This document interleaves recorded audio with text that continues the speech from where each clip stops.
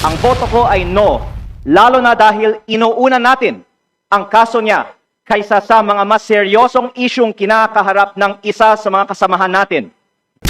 Magandang gabi po sa ating lahat mga kabisdak, anak ng kamote oh. Grabe ha, si Kiko Barsaga tinuluyan ng mga bata ni Martin Romualdez dyan sa Kongreso. Aba, sinuspindi ng mga buhaya. Pero nakahanap po ng kakampi itong si Kiko Barsaga.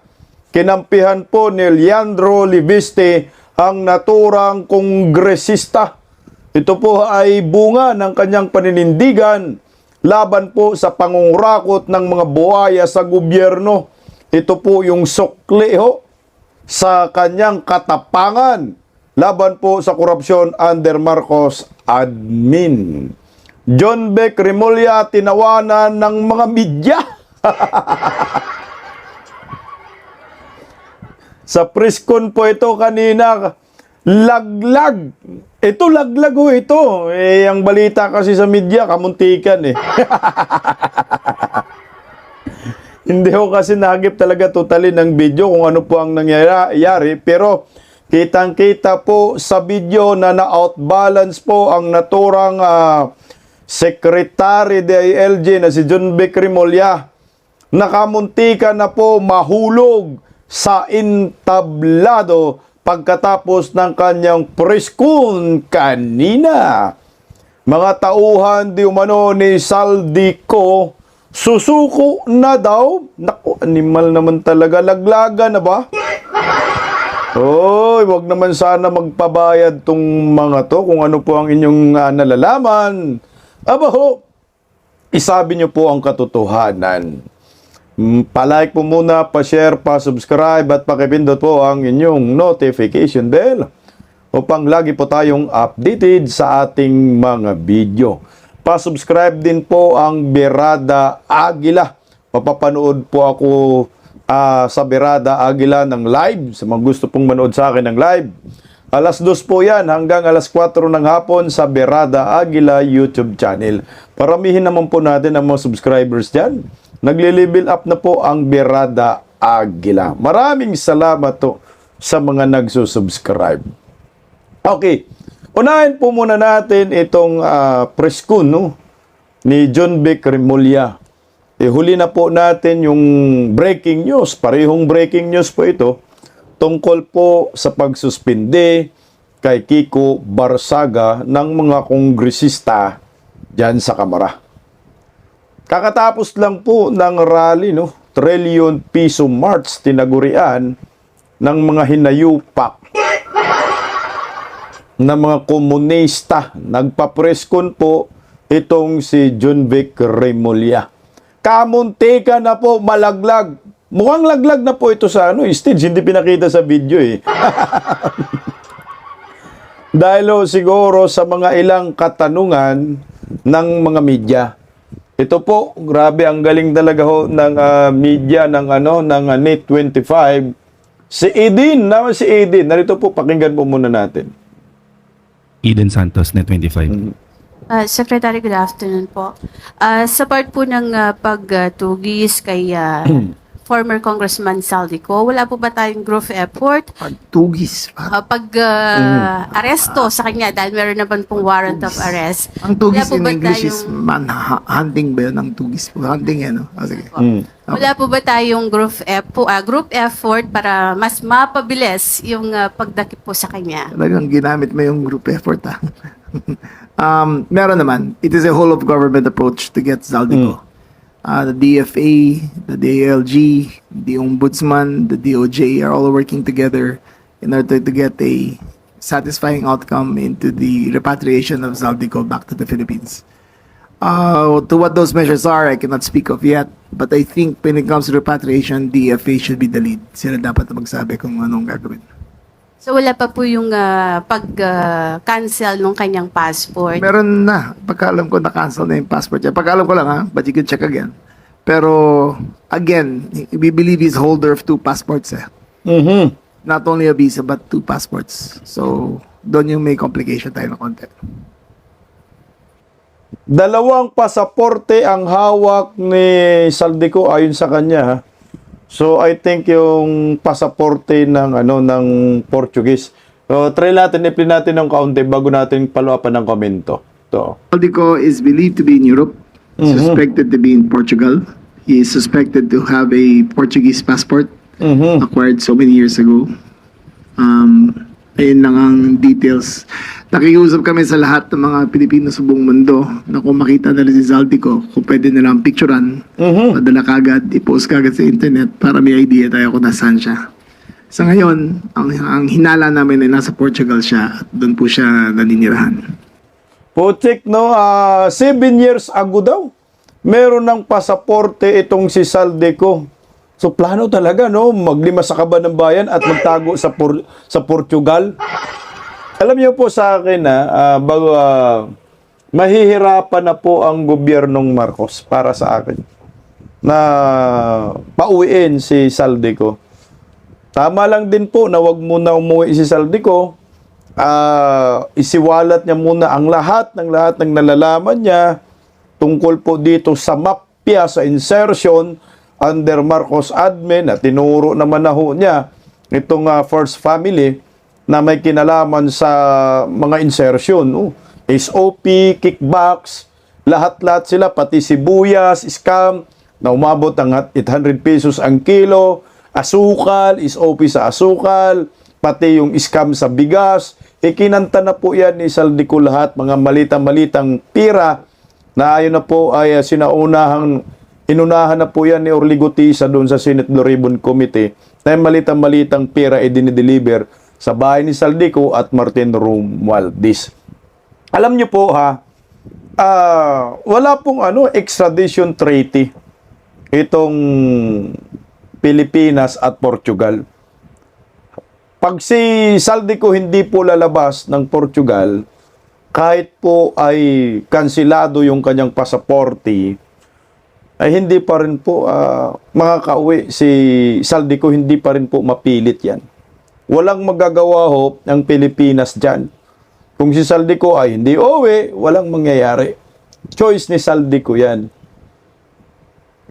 Kasalanan din naman yan ni Marcos Ni Bongbong, di ba ho, ang sabi sa mga isiniwalat ni Saldico na pinapatakas daw siya Pinapatakas muna at wag ka munang umuwi at sila ang bahala kay Saldico. Ngayon lumalabas, nagiging sacrificial lamb si Saldico at dinide, nagiging full guy, nagiging collateral damage. Siguro na pagtanto ni Saldico, tika lang, putang ina, pinagkakaisahan ako ng mga buhaya, no? Kailangan po natin isiwalat ang lahat ng nalalaman natin bago pa man ako magurgor kasi 'di ba ang kanyang testimonya magugurgor daw siya. Igurgurin daw siya ni Martin Romualdez, kausap niya sa cellphone. Ito yun. Yung sinabi naman ni John Vic Remulla na kansilado ng pasaporte, fake news yun. Tayo po'y naniniwala rin po kasi siyempre DILG Secretary, dapat po sila yung may first hand sa lahat po ng nangyayari patungkol kay Saldico. Hindi sila magkakaintindihan ng kanyang among nakangiwi ang panga, anak ng kamuti. Ito po yung totoo. Kakalabas lang po pagkatapos ng press con ni John Vic Remulla. Naglabas po ng statement ang DFE. Sabi ng DFE, no court order to cancel Saldico's passport. Niluloko tayo. Diba? Ang sabi, kinansila na daw ang pasaporte. Diba, pinagmamalaki pa ni Bungit, no? Na, Saldico, papakansila namin yung pasaporte mo. Huwag mo kaming i-blackmail, anak ng kagwang budol to the max, no? Huwag mo kaming i-blackmail. Makakasuhan ka at yung pasaporte mo, ipapakansila ko. O ngayon, ito na, John Vic, ito po yung sinasabi mo, mag-research kayo, hindi ako sigurado kung kansilado. Hindi pa pala kansilado ang pasaporte ni Saldico dahil wala pa ho itong kautusan ng korte. Hindi daw basta-basta pala yan. Kailangan pala may utos yung Korte Suprema Kahit anong na ipakan sila yung kanyang pasaporte.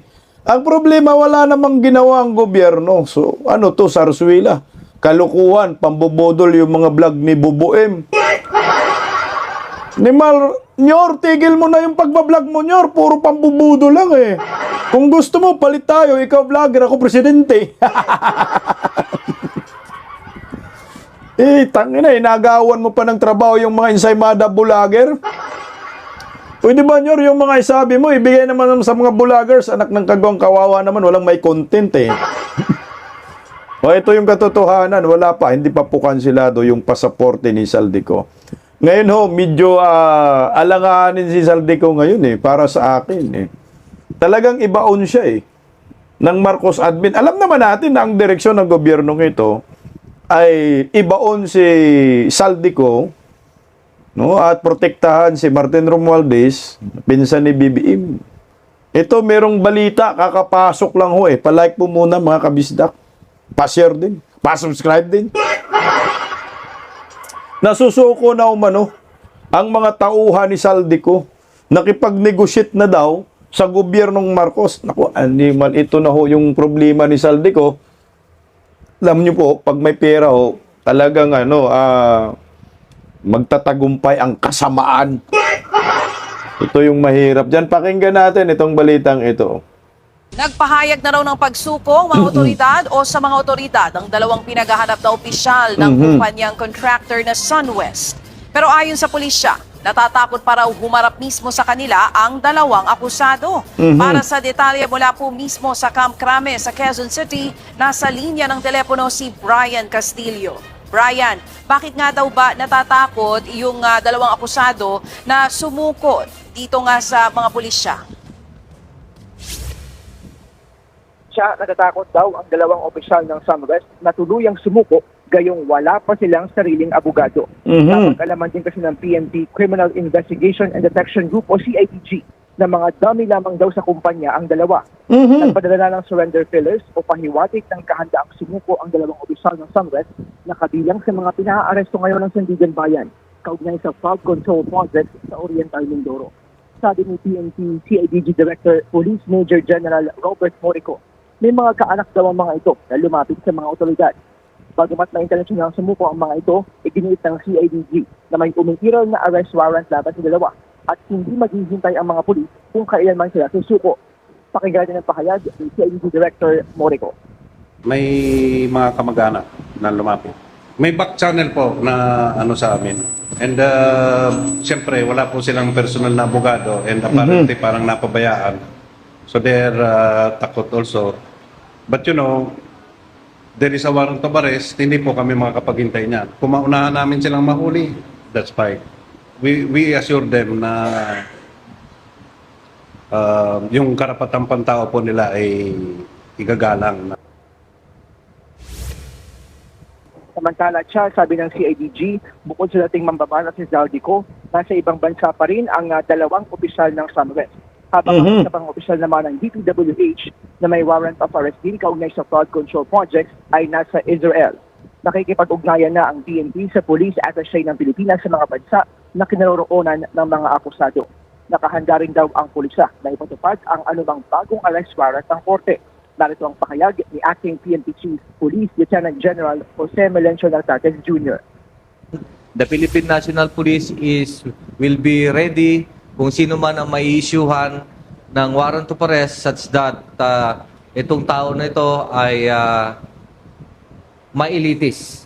With or without the protest rally, ang inyong pamahalaan gagawa ng paraan at to ensure na there will be transparency and accountability.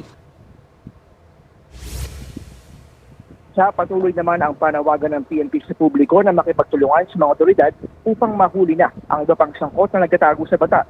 Samantala, sinabi ngayon ni DILG Secretary John Vic Remulla na nakatanggap siya ng impormasyon na nasa Europa o bansang Portugal ngayon si Zaldico. Posible raw na may Portuguese passport itong si Zaldico. Nanawagan din si Remulla sa lahat ng mga Pilipino sa ibang bansa na kung makita nila, si Ko ay kunan ito na itrato at i-post agad sa social media. Lo nyo. Dali, no? Kawawa yung mga opisyal pala ng SunWest, sabi ko nga ho sa'yo eh. Ito ay gawain talaga ng mga kontratista eh. Kunyari lang, nag-divest po sila, dahil kongresista po na sila, yung sarili ng kumpanya, dinadivest, at pinapangalanan sa mga kamag-anak, pero sila pa rin ang may-ari. So ngayon, lumalabas itong gustong susoko na tauhan ni Saldico, ay dami. Dami lang. Magkakaproblema ng malaki ito si Saldico kasi ibabaon man talaga to. No? At siyempre, pag nahuli yan, magkakaroon ng script. Ito na ho, magaling ang mga Rimulya Brothers dyan. Diyan sila expert, alam mo natin, ang galing magkwento, director, no, editor, no? Sila yung artista, sila yung bida, sila yung gumagawa ng sarili nilang pelikula. Nagawa na ho nila yan kay Teves, nagawa nila kay General Bantag, Pastor Kibuloy, Tatay Digong, lalo na dito kay Saldico na talagang tinira na ho sila ng tinira. Alam niyo po, hindi ko matanggap-tanggap yung sinasabi ni John Vic Rimulya na pag meron daw makakita ng mga OFW dyan sa Europa, picturean nyo itong si Saldico, anak kayo ng kagwang eh. Nasaan yung bilyonis na intel funds ng gobyernong nakangiwi ang panga? Walang gamit. Bakit na ibigay nyo na lang sa akin yung intel funds? Ako na lang maghanap kung saan si Saldico. Kawawa naman ho kayo, di ba? Group effort. Kaya tama yung sa katanungan ni Edin Santos ng Net25. May group effort ba kayo? Mukhang nagkakaroon pa ng negosasyon sa pagitan ng Marcos family at Saldico para sa akin O, tika lang, wag mo naman kami ikanta na. Tama na ho yun. Ito. Hindi namin ikansila yung pasaporte mo. O, di ba, sinabi lang ho yan ni Bongbong Marcos kamakailan na nakipag-usap sa akin ang kampo ni Saldico na wag ikansila ang pasaporte para titigil na sa kakabidyo. O ngayon, hindi pa talaga kinansila ang pasaporte. So, under negosasyon pa rin. Kampo ni Saldico at kampo ni Boboem, anak ng kagwang, nilalaro lang Pilipino dito. Kung ganun, sino yung makulong? Sino yung maparusahan? Dapat ho itong mga kawatan sa gobyerno ang maparusahan. Dapat managot ka dito, bungit eh.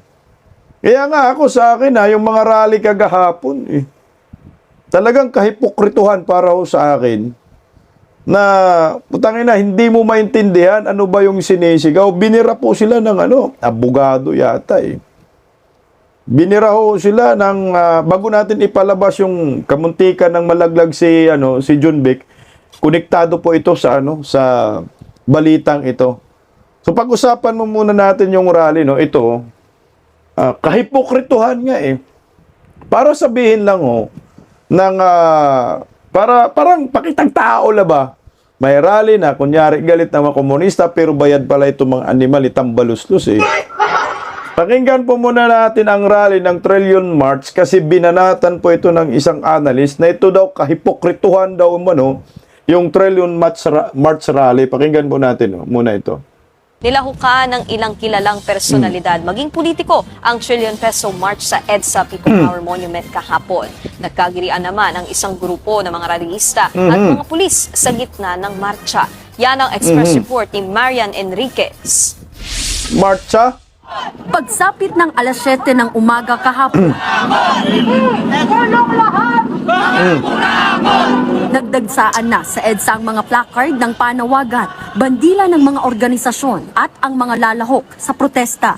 Unti-unti na rin pumosisyon ang hanay ng mga pulis. Isa sa mga maagang dumating sa EDSA Shrine, si Baguio City Mayor Benjamin Magalong. Ayon sa alkalde, batid daw niyang mabagal ang ugong ng pagpapanagot sa mga sangkot sa korupsyon.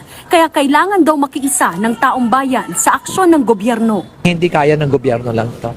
It cannot be a whole of government approach. It should be a whole of the nation approach. Kailangan natin yung mga komunidad. Kailangan natin yung iba-ibang sektor.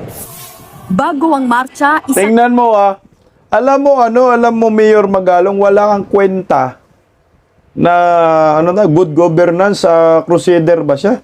Ba't ka sumama sa mga kaliwang grupo?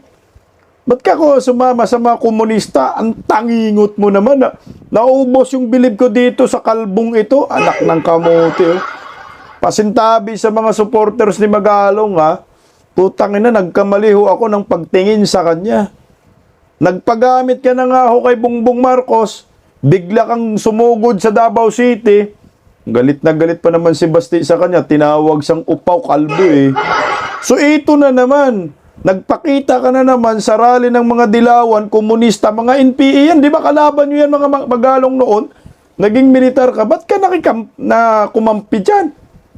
Kaya walang patutunguhan ng bansang ito dahil sa sobrang mga hipokrito, yung mga nandiyan sa rally na yan, anak ng kagwang, wala na. Wala na si Magalong, putang na. Kaya pala yung mga picture na may rally, may mga kabataan, pantilis. Wala, useless. Ang ano nito, pamumulitika, hindi good governance, Magalong yung nilalaban mo para sa akin. Sayang lang yung believe namin. Sana dumistansya ka na lang, no? Huwag ka na lang sana dyan pakalat-kalat sa EDSA nakasama itong mga buhaya. Mga dilawan naman yan, nagpapahirap sa bayan, noon pa yan eh. Dapat sumama ka na lang dun sa mga retired uniform personnel eh. Mga ex-militar, general, baka bibilib pa kami. Doon sa United, ano yun? Independent People's Initiative, tama ba? Doon na lang sana kayo para mas maniwala kami sa inyong pakikibaka. Pero ito, lumalabas ang tunay na kulay ni Magalong. Sang misa muna ang idinaos sa National Shrine of Mary, Queen of Peace. Kasama riyan si dating Economic Secretary Winnie Monsod na nakikiisa raw sa galit ng tao kontra katiwalian. If we find out that the president is corrupt, and then the evidence shows that the vice president is also corrupt, let's take them both out.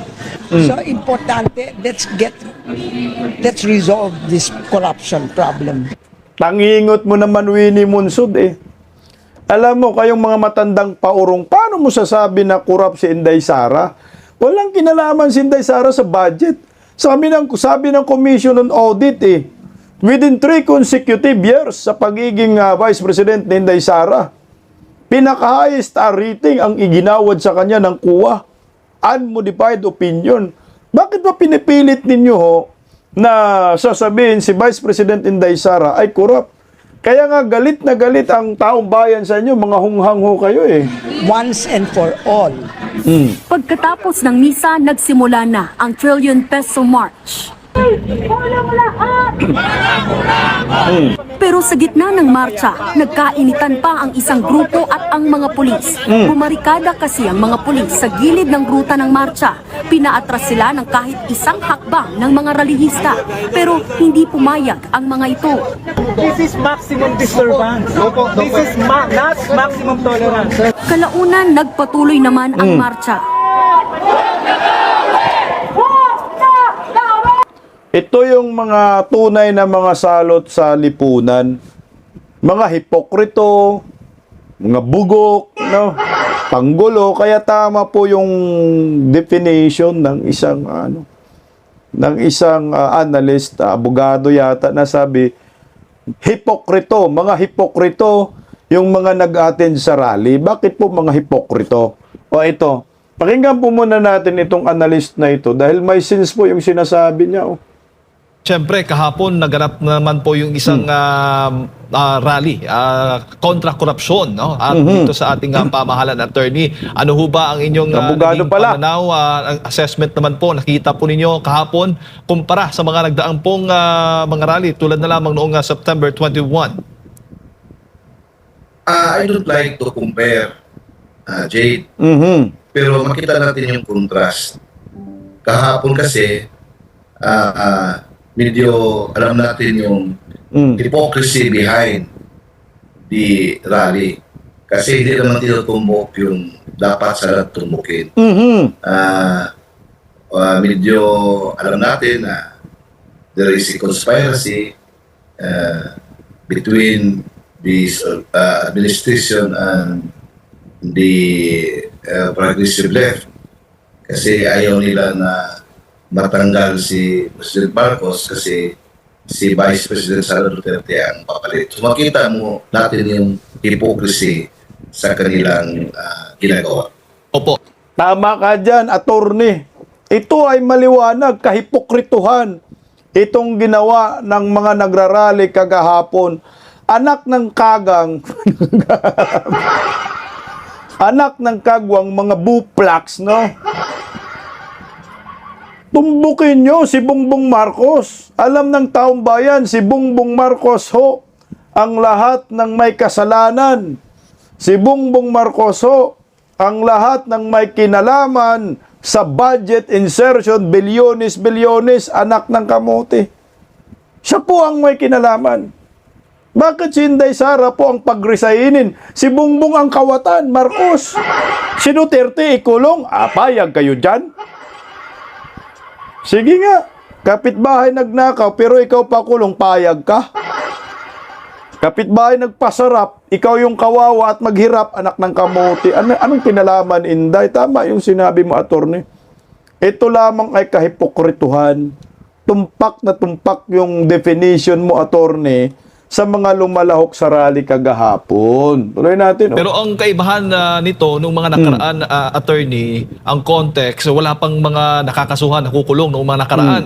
Ngayon, ang rally na ito ay may mga nakulong na at nakasuhan.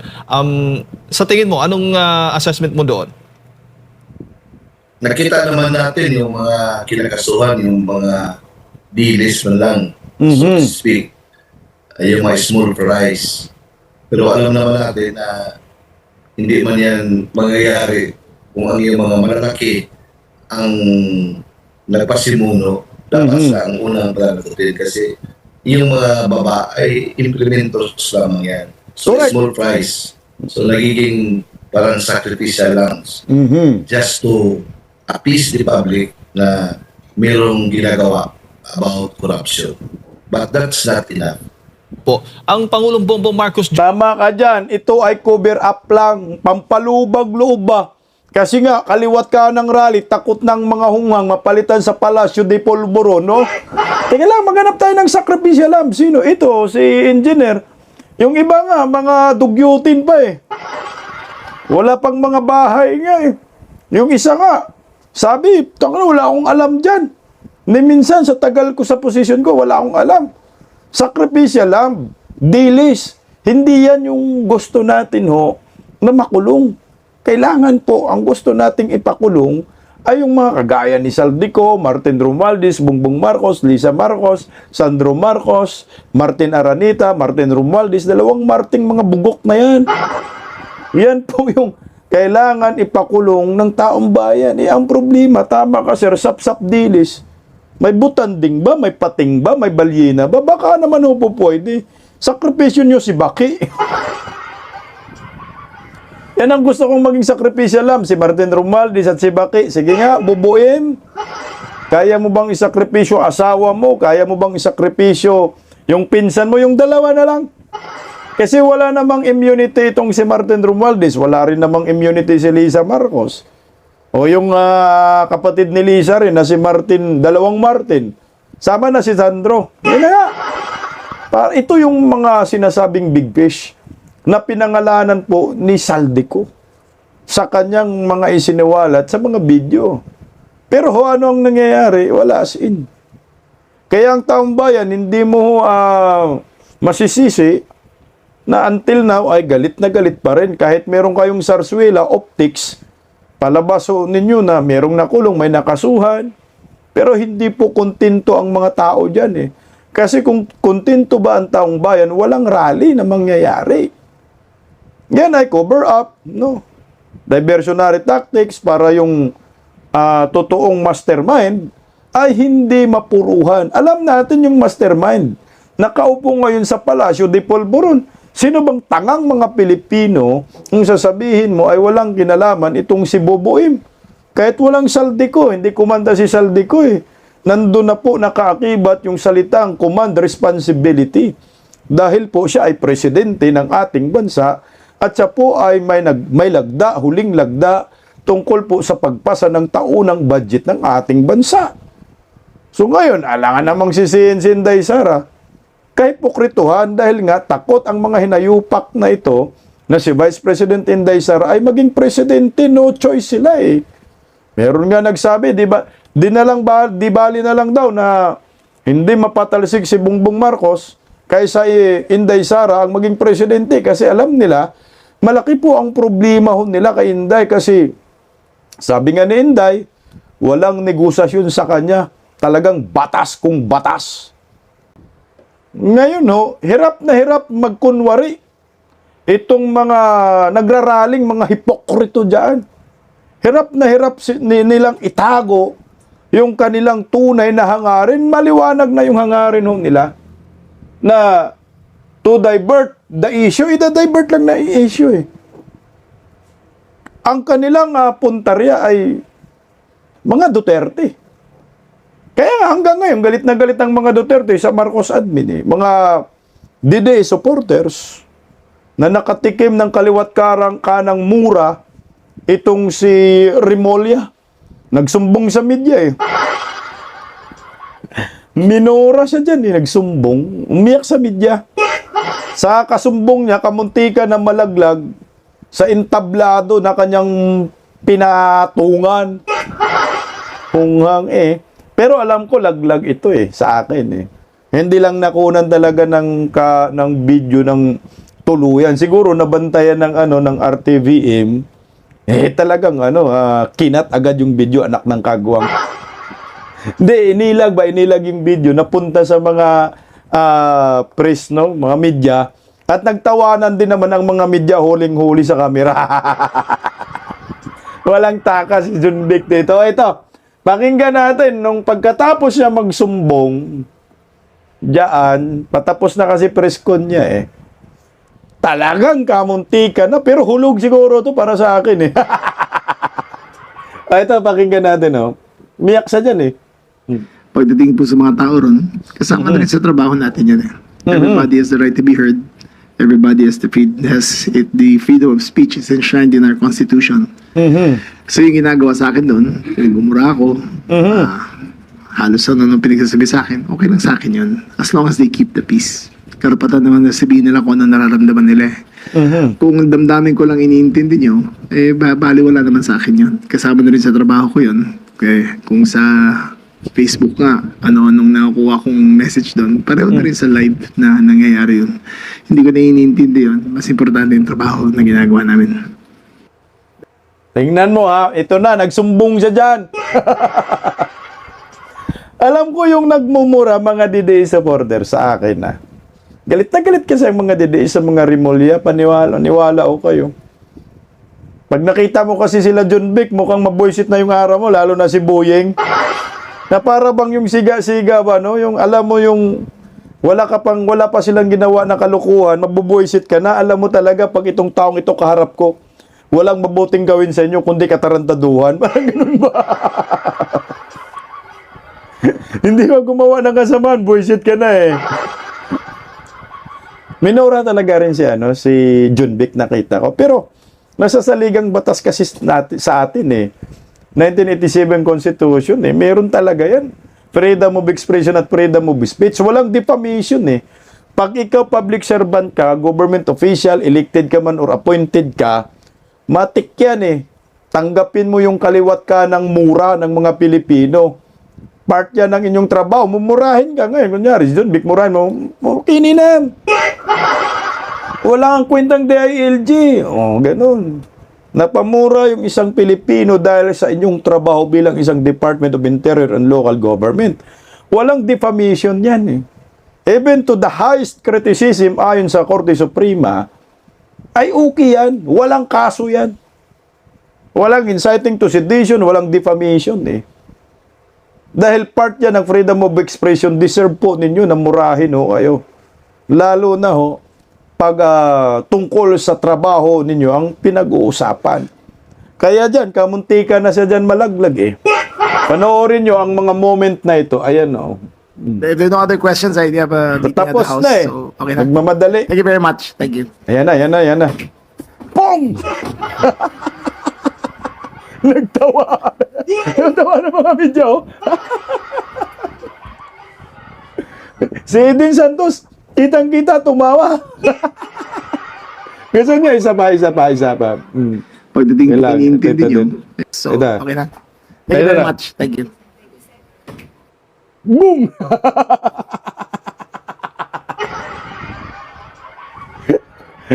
Ganun si John Vic, oh. Alam ko nalaglag to. No, nalaglag to si John Vic. Kaso nga lang, iniwas agad yung camera. Doon naman napunta sa audience. Pagpunta sa audience ang camera, nahagip naman din yung tawanan ng mga media. Kawawa ka man, Vic. Gaba na yan, Vic. Sa ginawa nyo kay former President Duterte, kulang pa yan. Tingnan mo yung mukha ni John Vic, oh. Hawak-lawak talaga. Butang ina, malaglag ako dito, live na live. May gaba talaga si Tatay Digong Vic, eh.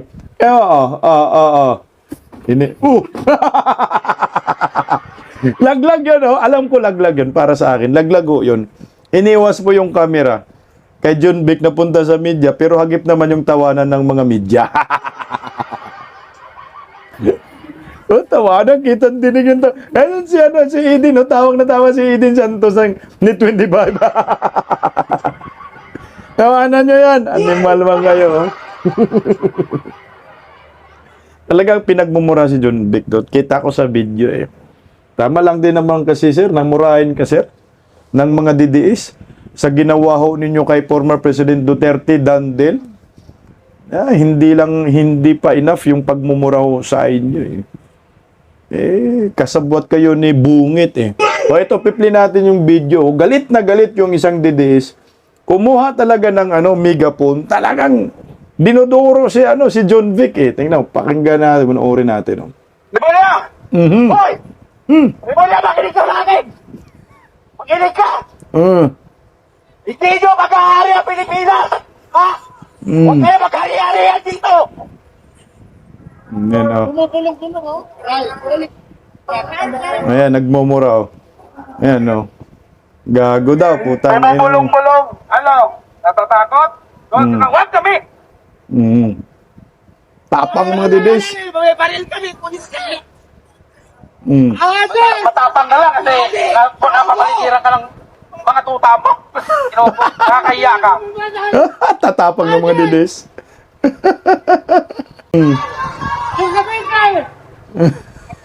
Nakakalungkot man, pero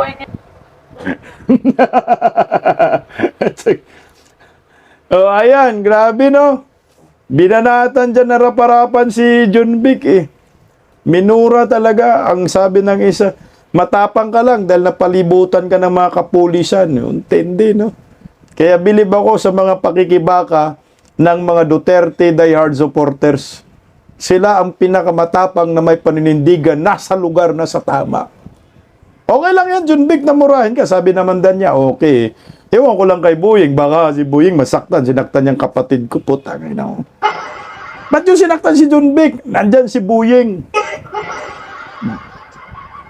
Alam niyo po kasi marami na pong Pilipinong mga matatapang ngayon. Sa panahon ngayon, itong bagong henerasyon na tinatagurian na Gen Z, no? Generation, basta generation. Gen Z. Ayan. At alam niyo sa akin ang mga Pilipino, likas na mga matatapang, eh. Andres Bonifacio, di ba? Celebrate lang natin ang Bonifacio Day. Lahat po ang mga yan. Bayani natin yan. Macario Sakay, Diego Silang. Lahat yan. Juan Luna, ayan. Mga matatapang. Yung isa pang Luna, no? Antonio Luna. Pag ikaw ay Pilipino, matapang talaga. Mga Kabitinyo, maraming bayani sa Cavite. Except sa isang traidor na si Emilio Aguinaldo. Trinaido sa Andres Bonifacio. Pero believe rin po ako sa katapangan ng dalawang Kabitinyo, no? Itong si Kiko Barsaga at si Leandro Liviste. Mga bata po ito, pero makikita mo yung kanilang paninindigan. Ngayong araw po kasi sinuspinde itong si Kiko Barsaga ng mga buhaya dyan sa Kongreso, anak ng kagwang naman, oh. Ito, sinuspindi po. Ayan, oh. Ayan. Kinahumarap po ngayon si may kinakaharap po kayo si Kiko Barsaga na suspensyon sa Kongreso. Ito, sabi sa Daily Tribune, the House Committee on Ethics and Privileges recommends House Committee on Ethics and Privilege recommends a 60-day suspension against Dasmariñas Representative Kiko Barsaga, no? After being found guilty of disorderly behavior over irresponsible use of social media, including posts that allege inciting sedation. Panel Chair J.C. Abalos calls Barsaga social media posts reckless, offensive, and irresponsible that bring contempt, discredit, and disrepute in the name of House of Representatives. Therefore, the committee imposes a 2-month suspension from office without salaries and allowances against Barsaga, with a stern warning that a repetition of similar conduct will lead to more severe disciplinary action, which is expulsion. His deliberate choice to retain certain load and professional inappropriate photos clearly shows bad faith. Respondents' conduct simply does not reflect the kind of principles and ideals that public expects of a public official, the chair says during the plenary session. Kasi si Kiko Barsaga, alam naman po natin na matapang ho ito, may paninindigan. So, kung yan po ang reason, no, na sinuspindi ka dahil matalim yung mga post mo, sinuspindi ka dahil anak ng kamote, nilabanan mo yung mga durugista, mga kurakot dyan sa gobyerno. Pero si Kiko Barsaga ay tanggap po ang kanilang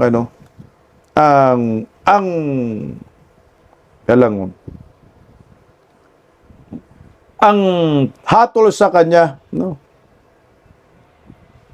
sa pagsuspindi. Pakinggan po muna natin si Kiko Barsaga bago po natin pakinggan yung pagtatanggol naman ni Kong Marcolita at ni Kong Liviste. Dalawa ho ito. Pakinggan natin si Kiko Barsaga. Honorable Kiko Barsaga is hereby recognized. Okay, testing. I wholeheartedly accept the decision of the committee, but I maintain my stance that President Marcos must be held accountable for his crimes.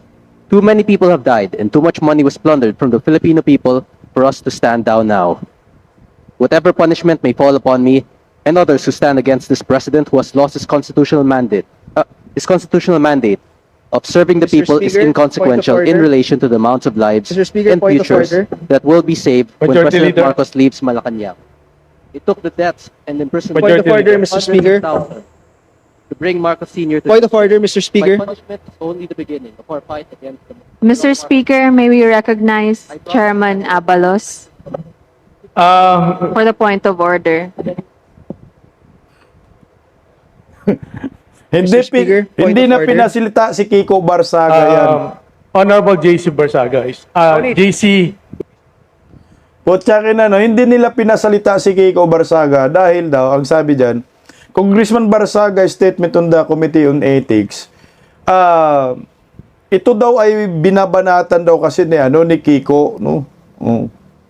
So, si Bongbong Marcos. Pero ito, may bagong post si Kiko Barsaga. Basahin ko na lang, no? Wala na lang postcard. Ang sabi ni Kiko dyan, kasi pinapara siya dyan They said my statements against President Marcos was unethical, but they never said it was untrue. Marcos will experience a repeat of history, not just like his father, but also like all the other dictators who came before him. When you steal and kill the people that you are constitutionally mandated to serve, then you will face the retribution of both God and country. Ayun po, tangina pinigilan, no? Hindi pinagsalita, no? Ito pa, dagdag pa basahin ko na lang yung, may post siya, ito yata yung statement niya kanina, na binabasa, na pinatigil, ito yun eh. Sige nga, basahin nga natin. Ang sabi ni Kiko Barsaga dyan, hindi ni Kiko noon, tapang no.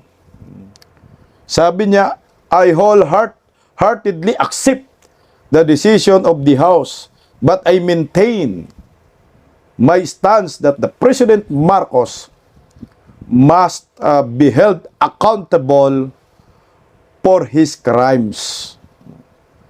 Too many people have died and too much money was plundered from the Filipino people for us to stand down now. Whatever punishment may fall upon me and others who mandate observing the people is inconsequential in relation to Marcos, teka lang, tragis, ang liliit. Ang liliit ng in relation to Marcos,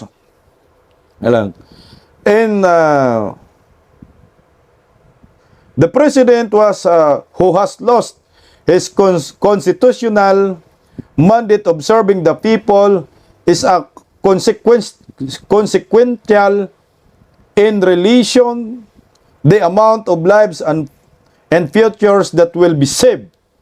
When President Marcos leaves Malacanang, it took the deaths and imprisonment of hundreds of thousands to bring Marcos Sr. to justice. My punishment is only the beginning of our fight against the corruption of Marcos administration. I promise that I will continue to fight corruption even in the face of imprisonment and death. Thank you, my dear colleagues. Ayan po yung statement ni Kiko Barsaga na pinapatigil, no. May pumalag, 2 kongresista, kinampihan siya. Ito yung isa, si Congressman Marcolita. Ang sabi naman ni Kong Marcolita, anong mas mabigat na kasalanan? Ang miyaw o magnanakaw? Siyempre magnanakaw, sir. Mga kawatan niyang mga yan eh. Alam niyo, abilib ako kay Kiko Barsaga, kahit makulong daw siya, kahit kamatayan man, ang kapalit ng kanyang pag-iingay, paninindigan sa social media para labanan ang Marcos admin, okay lang sa kanya daw. Kakaiba, no? Ito yung mga kabataan ngayon na leader na kailangan natin tumatayo para sa mga Pilipino. Pero yung mga veteranong mga buaya, ang mga animal, ang tatahimik ninyo, anak kayo ng kagwang. Mga dilawan, nasa na kayo? Mga komunista, mga kaliwang grupo, anak bayan, kabag party list, na nandyan ngayon sa Kongreso, na sumisigaw kayo laban sa korupsyon, putang mga hipokrito kayo. Di kayo nakasuhan no, ng inciting to sedition, no? Pero si Kiko Barsaga ngayon na lumalaban sa mga kurakot under Marcos admin, siya na ngayon yung gustong ipakulong at ipasuspindi pa ng gobyernong nakangiwi ang panga. Pero ito po, nakahanap po ng kakampi. Bilib din ako dito kay Leandro Liviste. May paninindigan, no? Bata lang, pero talagang bira. Pinahiya po ni Leandro Liviste ang mga kongresista. Ito ay nagbubutuhan na po tungkol sa suspensyon ni Kiko Barsaga. 60-day suspension yan, ha? Pakinggan natin si Leandro Liviste. Honorable Leandro Liviste is hereby recognized. Distinguished colleagues, Ang boto ko ay no, hindi dahil perpekto si Congressman Barzaga, pero dahil questionable para sa akin na minadali natin itong desisyon dahil ngayong hapon lang natin nakuha ang committee report na ito at si Congressman Barzaga lang ang sinampahan ng kaso ng Committee on Ethics. Ang boto ko ay no, lalo na dahil inuuna natin ang kaso niya kaysa sa mga mas seryosong isyong kinakaharap ng isa sa mga kasamahan natin. Isang kapwa kong Batanggenyo na nandito ngayon na bumoto sa kaso ni Congressman Barzaga. Hindi ba nakakahiya maging miyembro ng Kongreso dahil parang naging normal na meron tayong isang kasamahan na inakusahan na nagbayad para sa mahigit 100 billion pesos ng mga kontrata sa DPWH?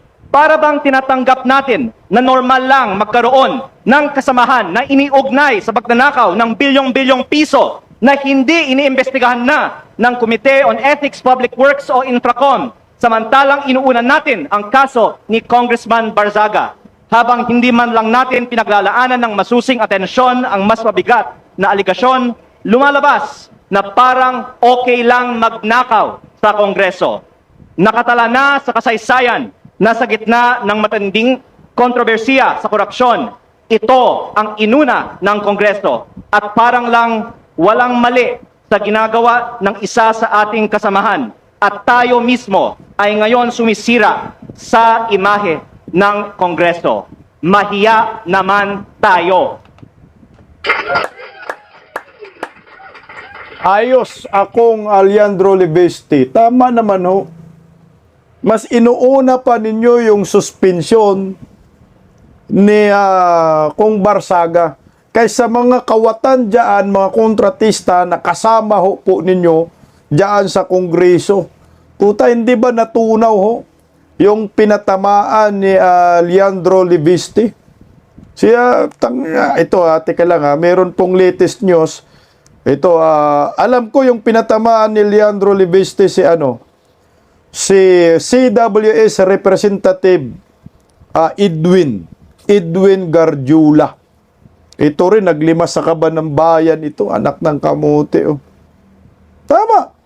Bakit ayaw po natin unahin yung mga hinayupak na mga kongresista na meron pong kaso sa katiwalian, yung mga pinangalanan ni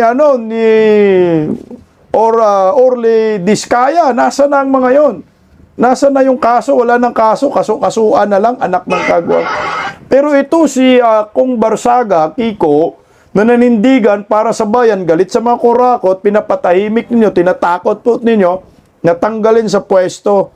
O ito po yung ito ay galing sa News 5, legit suspendido na po ng 60 days itong si Kiko Barzaga.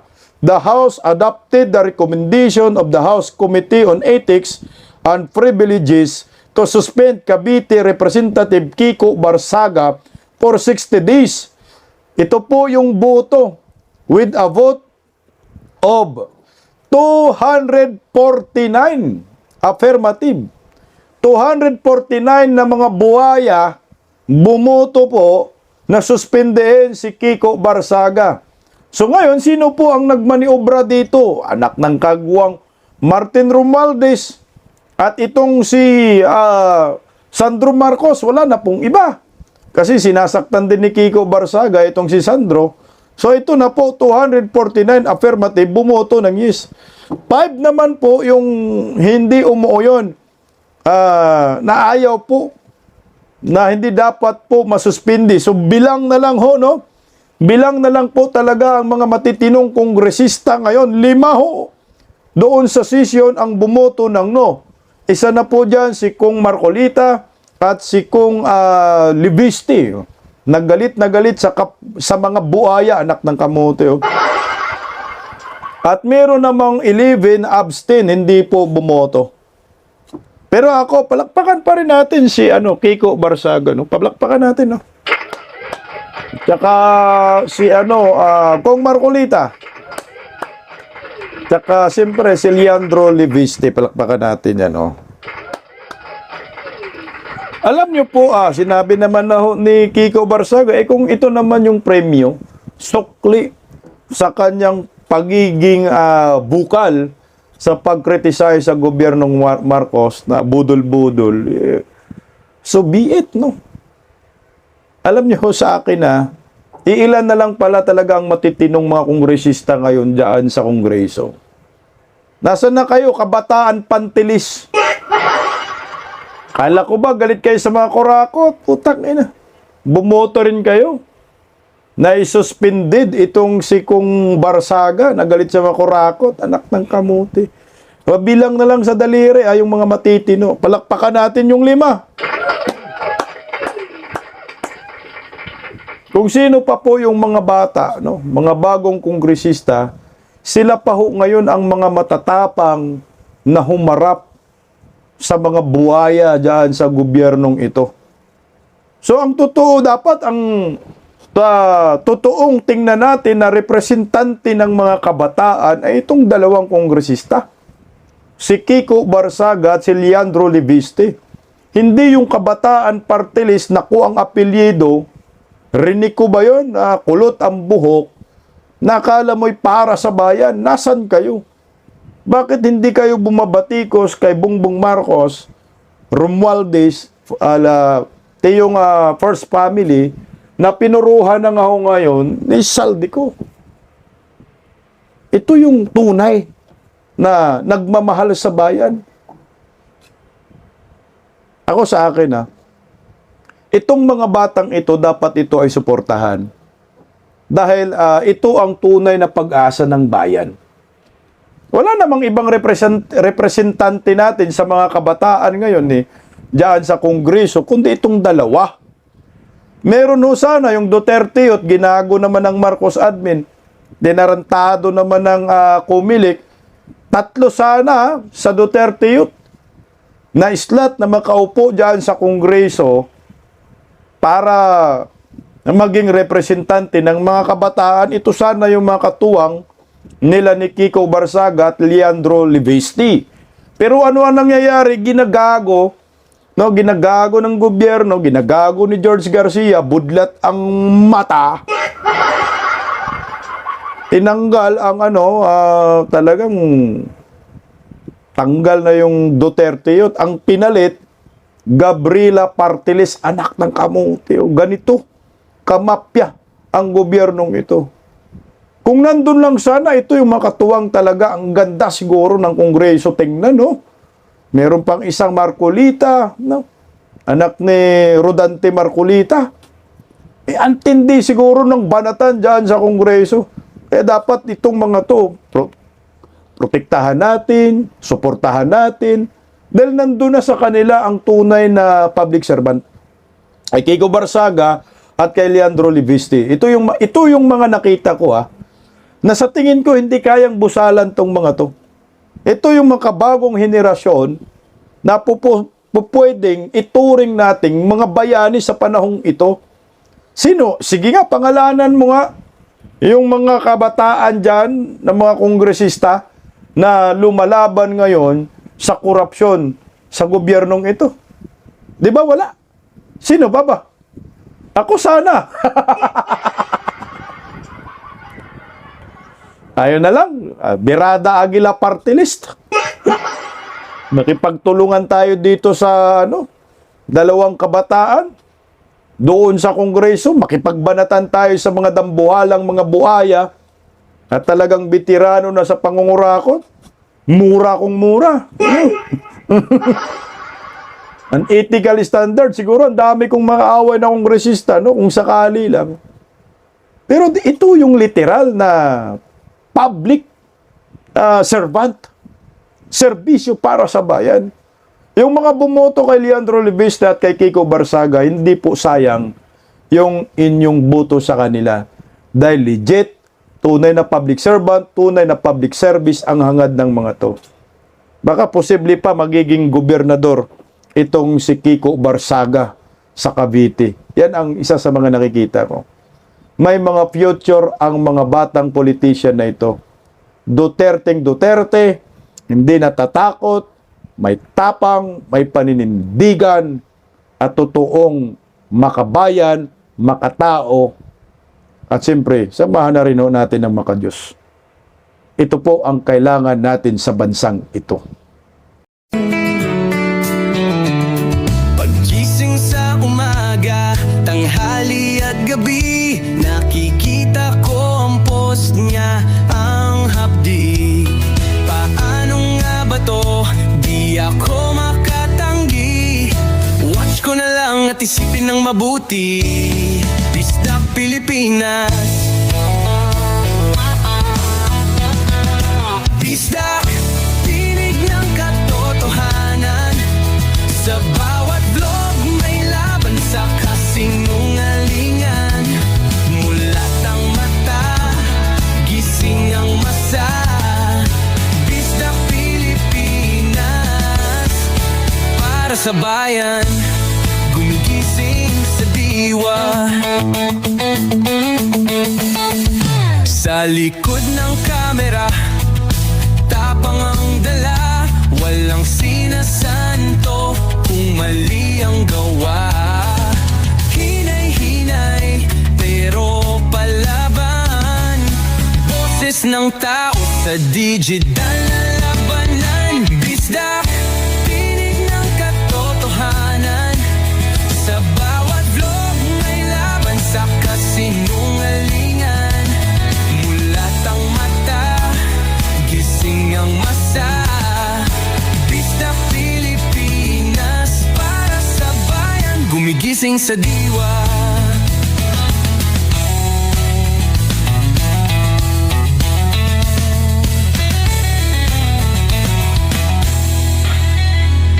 Hindi artista, hindi politiko, pero ang katotohanan, sigaw niya ay buo.